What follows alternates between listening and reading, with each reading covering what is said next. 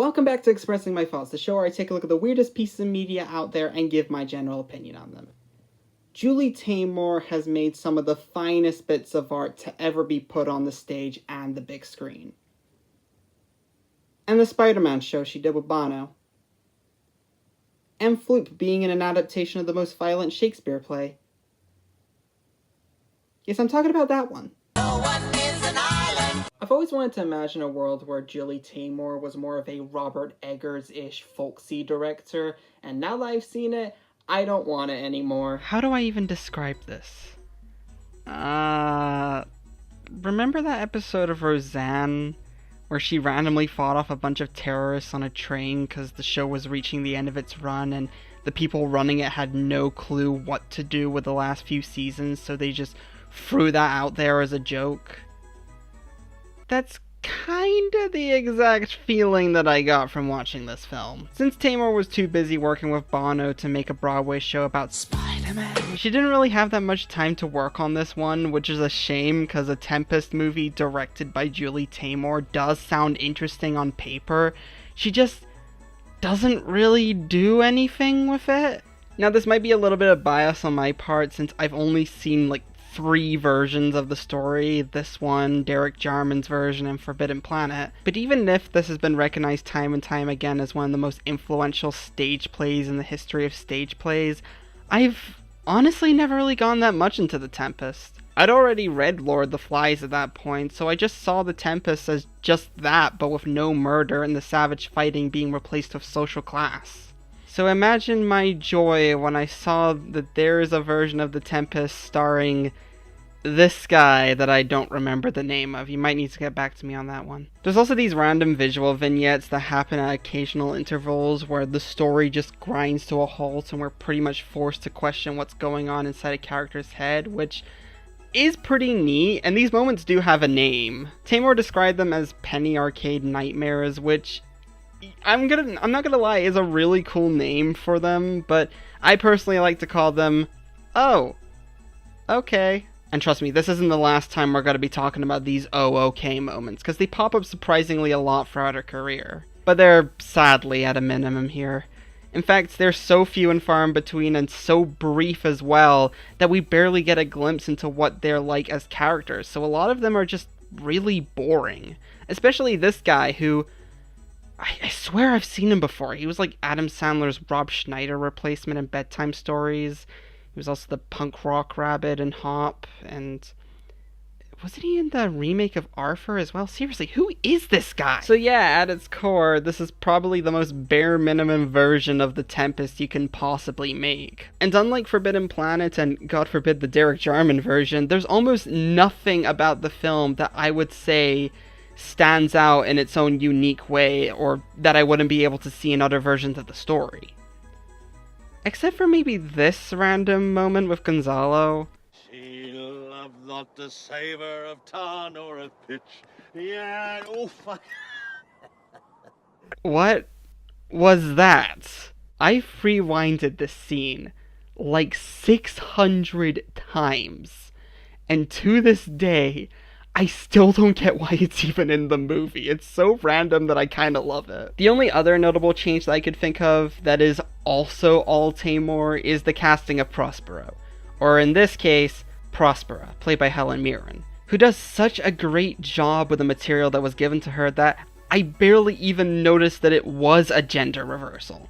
Which I guess shows how knowledgeable I am about Shakespeare now that I think about it. But outside of that, while I didn't hate the movie or anything, this is the only Taymor film that I would confidently say felt passionless. But then again, I can't really blame her for that, because she was working on Spider-Man at the same time, so maybe just chalk this movie up to exhaustion or something. Which should be a good indication of how good her movies really are if the lowest point she could go is just okay. This is gonna be Mr. Toad's one hell of a ride with these next few, so buckle up, cause a lot of these are gonna get weird and wild in a millisecond, trust me. You know, Amy. Released in 2020, The Glorious is about a 60s activist who starts a movement against casual sexism, and is, at the time of me writing this, Julie Taymor's most recent movie. It was forgotten immediately after it came out. It had a very mixed reception from everyone who saw it. It was the only film of hers to not get a single Oscar nomination at all.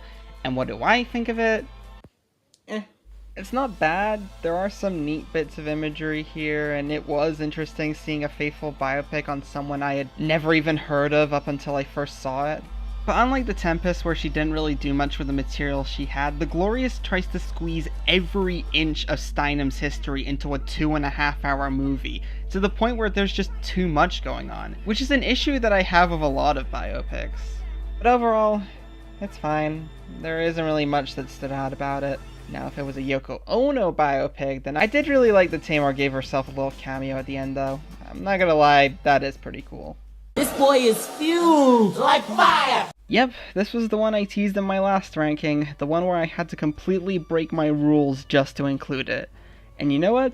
I think I deserve to do it just this one time, because this one was a stunner, even with the low quality render that I found of it. Much akin to Even Dwarfs Start Small, this is the other film I was talking about that exclusively starred little people in the title role, and okay, it's still no Even Dwarfs Start Small, but still, it's really good. I love the allegory of dwarves being the only normal people in the entire film, with all the higher-ups being portrayed by gross-looking puppets, which makes the whole rooting for the underdog story even more powerful.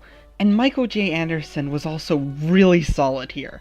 Like, this was pre-Fire Walk with Me, man. He could have easily just done the whole arm thing again, because that's what made him big to begin with, but no. This was actually a really intriguing and surprisingly grounded performance. Same with the late Mario Mosé as well, who didn't even do that much film acting, but she, along with Anderson, hit it all straight out of the park in ways that are actually really believable. That's all I really have to say about it. It's only an hour long, so if you have the time, go check it out. And while you're at it, could you please tell Peter Dinklage to get off his high horse? Like, seriously, I'm never gonna live that down. I mean, who the hell eats stuff with someone else's name on it? Talk about rude! Now, for a quick bit of context for the next film on this list, this is how it starts.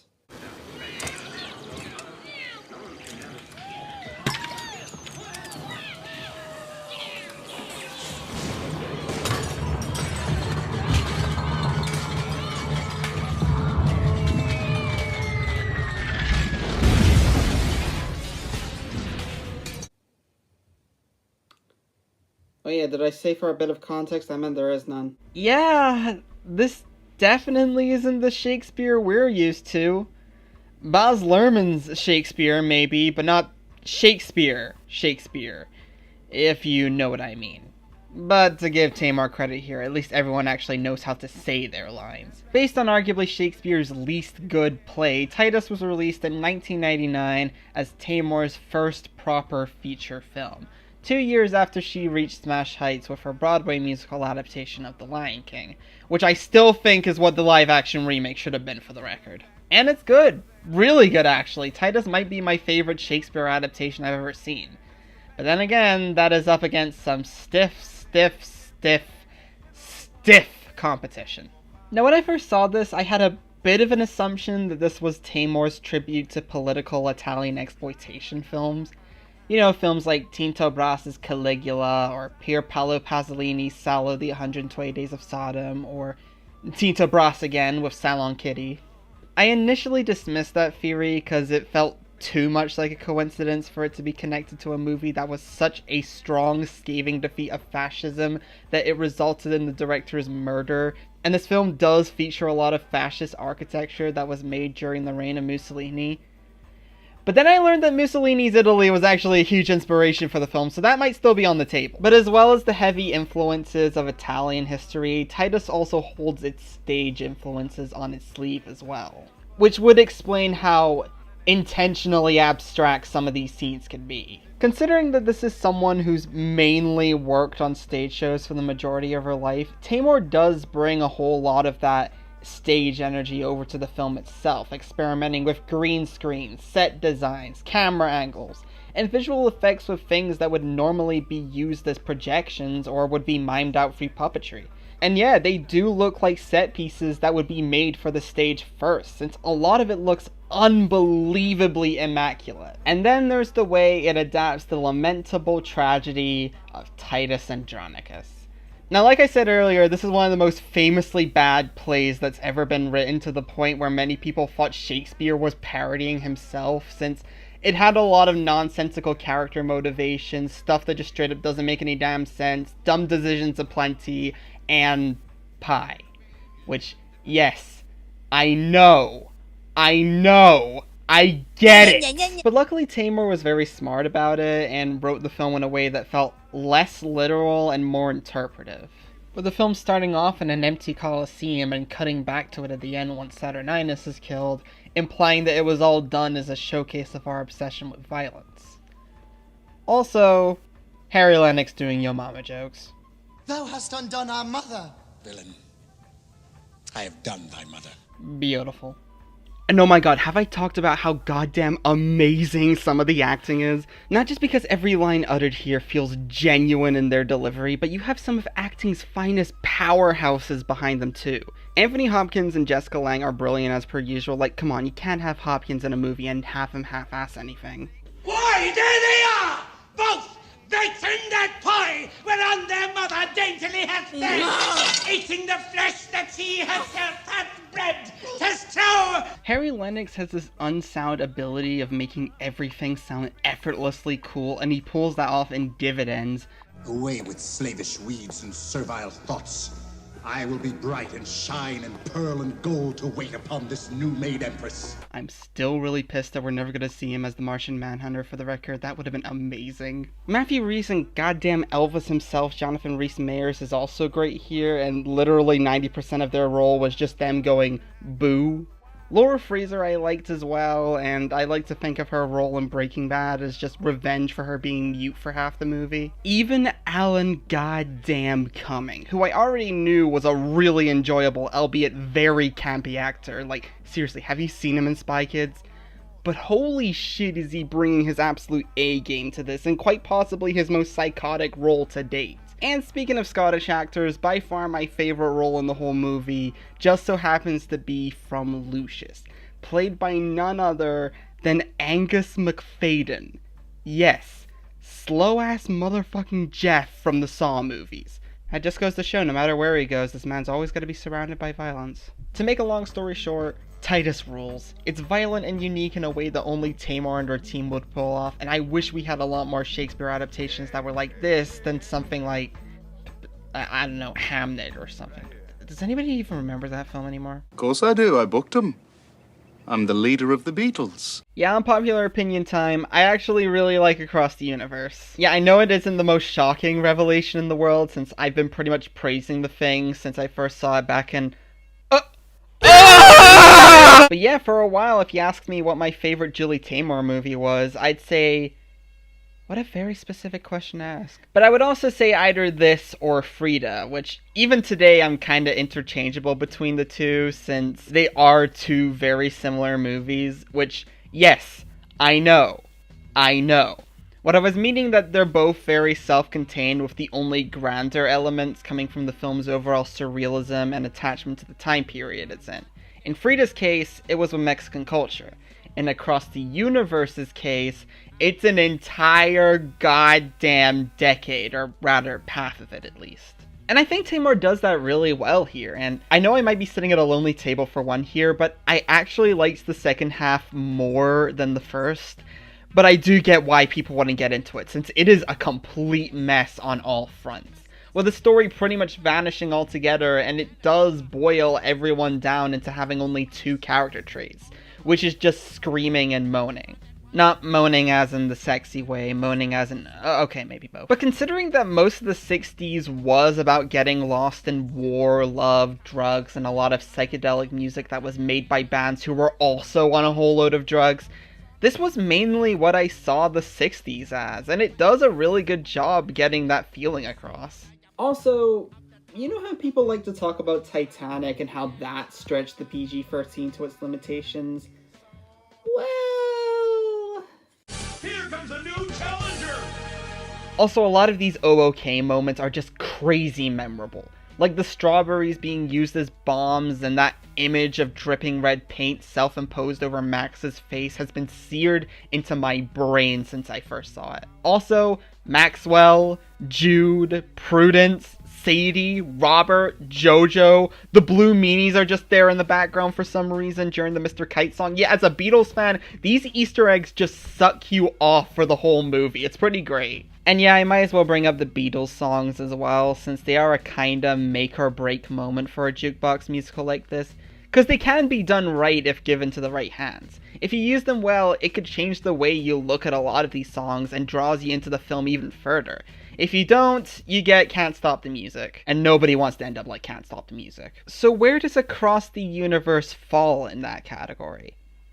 Well, I can confidently say that it's the third best jukebox musical I've seen. But most of the films in this subgenre aren't very good, so take it for what it's worth. Okay, the music is kind of a flimsy substitute for character, and in terms of how the music is covered, yeah, it's no all that jazz. But the way these covers slot into the film story itself is honestly a lot of fun. Did I ever mention that I came out as bisexual to I Wanna Hold Your Hand? Well, I didn't, it was actually Pony Boy by Sophie, but the way this film recontextualizes the song to be more about a girl longing for another girl did convince me to come out sooner, and this version will always hold a special place in my heart because of that. I Want You She's So Heavy also had a major context change, with it now being about young soldiers being drafted into the Vietnam War, making an already foreboding song into a haunting reminder of how far America would go for the sake of patriotism. And that isn't even me interpolating this. America do be like that sometimes. I've just seen the face and Dear Prudence are okay, I guess, which is hilarious to say since, well, one of them is Dear Prudence. While I do think it's a little forced considering that everyone's singing to a character named Prudence, it is genuinely lovely to see characters that actually care about each other for once in these teen films that isn't done in an extremely obnoxious and downright toxic way with zero nuance whatsoever. I'm the Walrus had a Bono cameo, Happiness is a Warm Gun has a dancing priest and a Selma Hayek cameo, Helter Skelter kicks off the whole movie by breaking down the door, which is a welcome change from Taymor starting her films with the door already being kicked down. Being for the Benefit of Mr. Kite song sequence with Eddie Izzard was the first thing I saw from this film when I was a kid, and it scared the absolute shit out of me. But I will give this song credit for having the most random title drop I have ever heard in a movie. Topping the bill, baby! Across the universe! And the other covers are also there. Yeah, well, I do really like the choice of focusing exclusively on the psychedelic period for the second half. The song covers do get increasingly weaker as they go on. Not really saying they're bad per se, in fact a few of them do have their pretty interesting moments in the context of the film itself, like the instrumental version of A Day in the Life and the aforementioned Happiness is a Warm Gun. It's just that I always have to remind myself that they even happened in the film at all. Like Strawberry Fields Forever. That's one of the Beatles' most iconic songs, and yet I completely forgot it was even in the movie until I rewatched it for the ranking. Even though the scene itself is great. And since the story pretty much disappears from this moment forward, there isn't really a wall for most of these songs to bounce off of, so it doesn't really have anything to work with and is kind of stuck in this weird limbo. Not to say that I'm the only fan of the film though, it was nominated for a Best Costume Design Award at the Oscars. Critics like Roger Ebert and Carrie Rickey were extremely positive towards the film, with Carrie in particular crowning it as her favorite film of 2007. And even the two remaining Beatles, Ringo and Paul, said that they really liked the film. Same with George Harrison's widow, Olivia, and Yoko Ono. And yes, it is really weird that I brought her up twice in this episode. I don't know why. It's not like I'm working on a video relating to her or anything. There's even a sequel that's apparently in the works that takes place in the 70s, with Taymor back as the director and Sturgis and Evan Wood reprising their roles. Hey, if Wild Honey Pie isn't gonna be in it, I ain't going. That's all I'm gonna say. So yeah, I don't know if I've made it blindingly obvious already, but I love this movie. The Beatles' music and Taymor's idiosyncratic directing style feels like a match made in heaven, and while a lot of the film feels very flimsy, it is an entertaining type of ambitious cluelessness that I will forever cherish as a young Beatles fan. Now on to the one that, let's face it, I think you've all been waiting for me to talk about. We stay strapped in Mexico, honey! I mean, could it be any more obvious? Okay, so for those who aren't in the know, Frida Kahlo is my favorite painter who ever lived. Not just because she had such a distinct and unique way of painting, but she also had such a fascinating history behind her, including her marrying a communist, the bus accident that briefly paralyzed her, her being really good friends with Pablo Picasso, of all people, and most importantly, her fascination with breaking gender rules. She's pretty much the main reason why I do what I do to begin with. So when I first saw the biopic of her that Taymor made back in 2002, I told my friends almost immediately the next day. And then when I rewatched it again a week ago, I did the exact same thing. I've never done that with a film before. But I guess that goes to show of how much that film's really stuck with me since then. I'll just say it, Frida is one of the best biopics you could possibly see about an artist.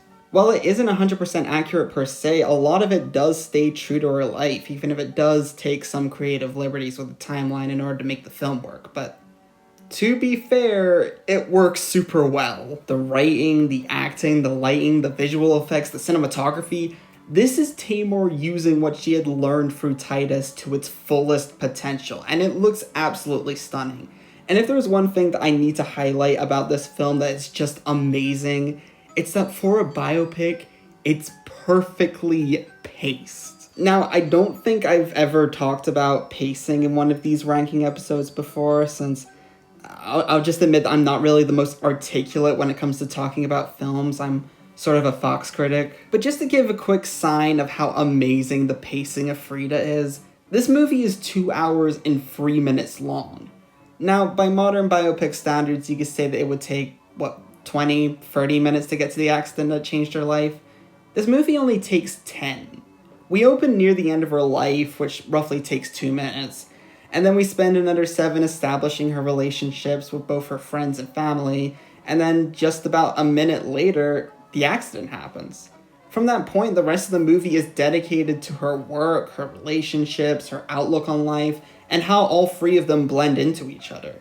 And I know a lot of people say that they weren't really able to see Salma Hayek in the role because she plays it so standardly, but I'm gonna be as honest as I can here. From my experiences with the film, I never saw a performance. I saw Frida Kahlo, a passionate surrealist with a way of words. Hell, I used the things she said to Trotsky at the beginning of my Mr. Blobby episode, for crying out loud. At the end of the day, we can endure much more than we think we can. In fact, everyone seems to be on point here. Mia Maestro, Geoffrey Rush, Antonio Banderas, Edward Norton. The only casting choice in the movie that I thought was distracting was Alfred Molina's Diego Rivera. But that isn't really his fault. This was 2 years before Spider-Man 2 turned him into the Butterfingers guy for me. Butterfingers. Also, thank you to Julie Taymor for actually acknowledging Kahlo's bisexuality. I feel like any lesser biopic would just completely gloss over that, but not Julie Taymor, because she is a legend in so many ways. I know a lot of people like to consider her as a sort of one-hit wonder, since this was the only film of hers to actually make its money back, but does she look like the kind of person who would care? She's a surrealist performance art legend who excelled in bringing just the weirdest ideas to the masses and just decided to do this whole filmmaking thing for fun. I know I say this almost every time I do a ranking episode like this, but I mean it when I say that we need more weirdos like her to make movies like this. We need more people to take risks. We need more people to think outside the box. Because it just feels so satisfying and rewarding when a weird idea actually succeeds. Thank you for watching. Be sure to like, subscribe, and hype the videos, since these take a long time to make and I would love the company. And if you excuse me, I'm gonna try and figure out what that guy in The Tempest was. Swear I've seen him before.